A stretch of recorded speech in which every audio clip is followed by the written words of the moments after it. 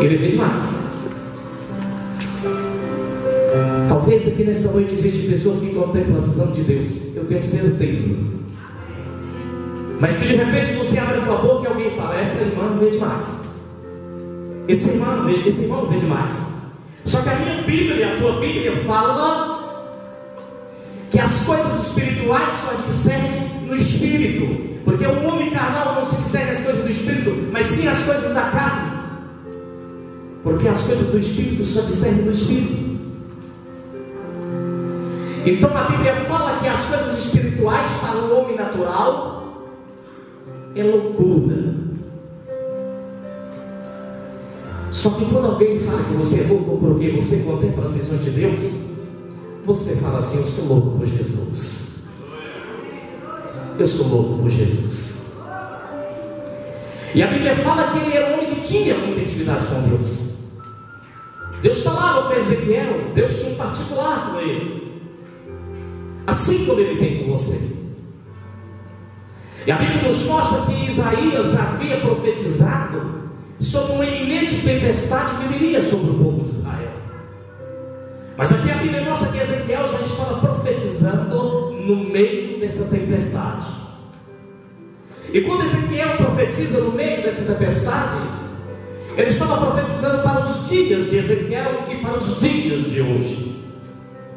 Ezequiel estava tendo aqui, contemplando a visão das correntes purificadoras, a visão do templo para aquela época e para o dia de hoje. Porque toda vez que o povo de Deus desobedecia, Deus permitia que os seus inimigos o oprimissem, permitia que os seus inimigos levavam o povo de Deus cativo para conserto e para tratamento.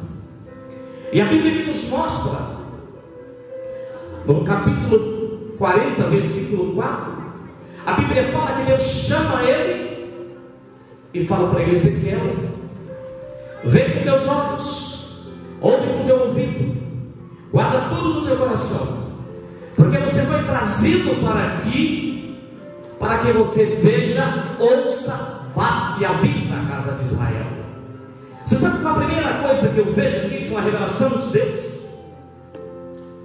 Eu vejo que Ezequiel, ele contemplou nesta visão porque ele deixou de ser conduzido por Deus.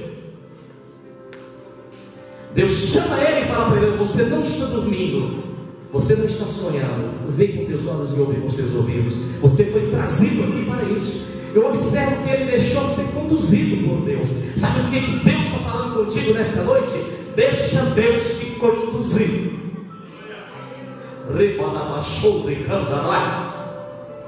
Deixa Deus te conduzir. Fala para o irmão que está do teu lado: deixa Deus te conduzir.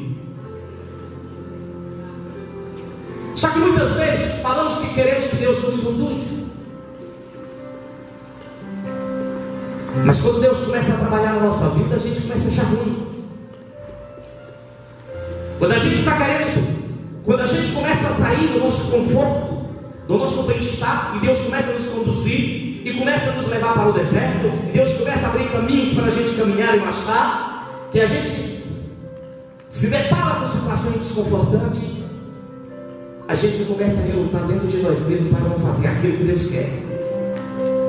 Mas quando nós chegamos na casa do Senhor, nós falamos: Senhor, faça de mim a tua vontade. Mas quando Deus quer fazer a vontade, a gente não quer. Você está entendendo, igreja? Louvado seja o nosso Deus. Então ele deixou de ser conduzido por Deus.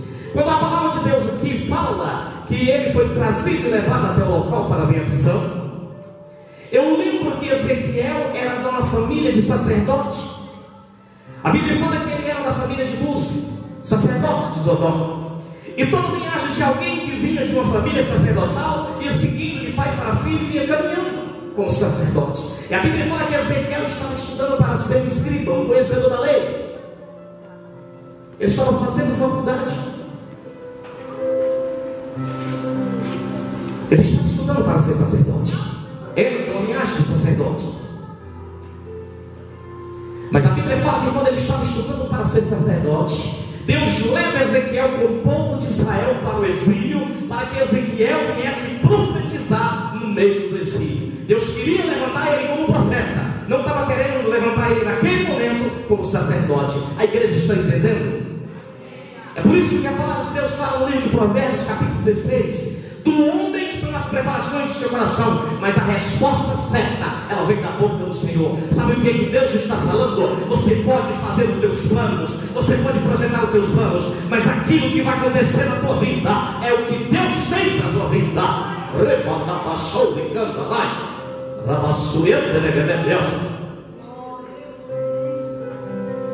Então o homem desde o começo tenta lutar contra Deus, tenta lutar contra a vontade de Deus. Deus te quer você aqui, mas você quer ficar deste jeito. Deus te quer levantar você como profeta, mas você quer algo diferente para você. Você está entendendo, igreja? Eu falo graças a Deus. Louvado seja o nosso Deus. E a Bíblia fala que o anjo pega ele pela mão e vai direto até o templo. Se você ler essa passagem bíblica de Ezequiel 47, você vai ver isso. Ezequiel é levado para o templo, e Ezequiel entra no templo, e ele olhou e ele viu que nos umbrais da casa do templo do Senhor saía um grande rio, água que saía em direção à porta.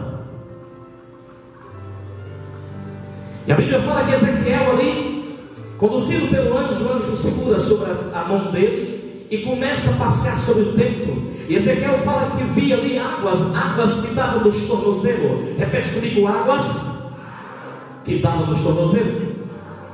Procura por irmão que está ao teu lado. Você sabe por quê? Água nos tornozelos. Água nos tornozelos era só para limpar o pé, era só para limpar a poeira do pecado, era só para limpar a sujeira. Quando as águas estão no tornozelo, é muito pouco de Deus na vida do homem. É simplesmente para poder limpar aquilo que estava sujo. E a Bíblia nos mostra que ele pega ali e mede mais 1000 côvados, e as águas haviam subido e a água estava no joelho. Repete comigo: águas nos joelhos. Repete assim: água no joelho. Ainda é pouco. É o mínimo de Deus, fala. Então aquelas águas haviam subido, mas ainda era o mínimo de Deus. E aquelas águas haviam estacionado ali sobre a altura dos joelhos e não tinham passado ainda.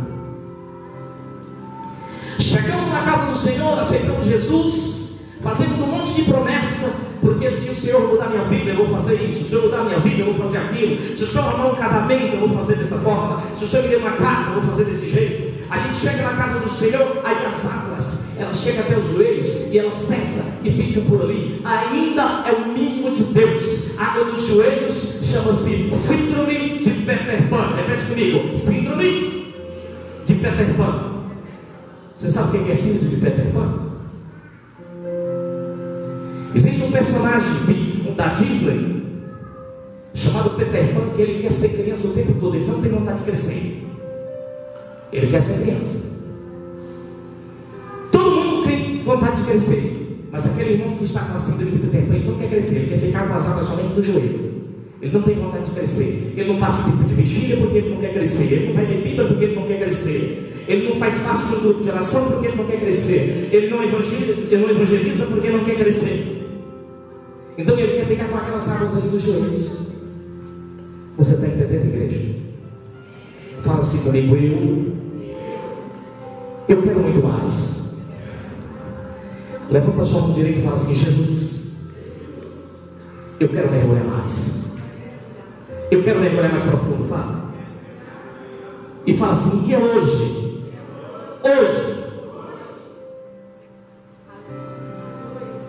Quando eu observo aqui na palavra que Ezequiel começa a medir de 1000 côvados em 1000 côvados, vai subindo as águas. Você sabe o que eu observo?